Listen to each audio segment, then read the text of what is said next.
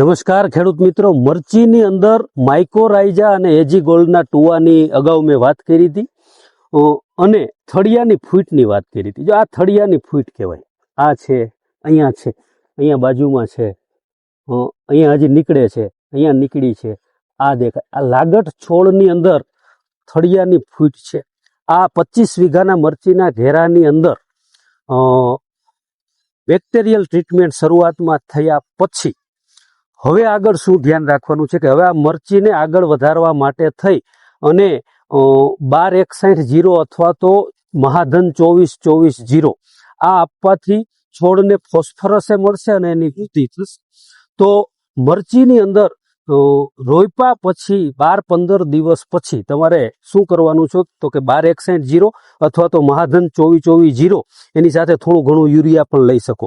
આ ખેતરની અંદર આજથી 2 દિવસ પહેલા મહાધન 2424 અને યુરિયા જે છે એ ગયું છે.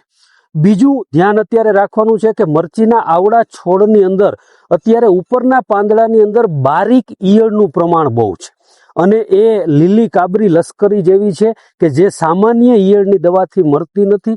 એટલે ખાસ ધ્યાન રાખવાનું છે. એની અંદર એ પ્રકારની દવા જ લેવાની છે કે એક ઝાટકે જેનો સફાયો થાય. એની સાથે સાથે વાતાવરણ જે છે એ ભેજવાળું છે એટલે સાથે ફૂગનાશક લેવું પણ જરૂરી છે. આગળના મરચીના તમામ છંટકાવની અંદર તમારે ફક્ત થ્રિપ્સને જ ધ્યાનમાં નથી લેવાની. થ્રિપ્સની સાથે સાથે કથીરીને પણ ધ્યાનમાં લેવાની છે.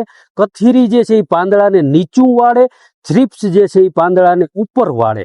તો આ બંને વસ્તુને ધ્યાનમાં રાખી અને છંટકાવનું આયોજન કરવાનું. આવી જ સારી માહિતી માટે અને મરચીની અંદર સારામાં સારું ઉત્પાદન લેવા માટે થઈ અને ફેસબુકની અમારી ખેડૂત મોલ ફોર ફાર્મર્સ ચેનલ જે છે એને સબસ્ક્રાઇબ કરવાનું ભૂલતા નહીં.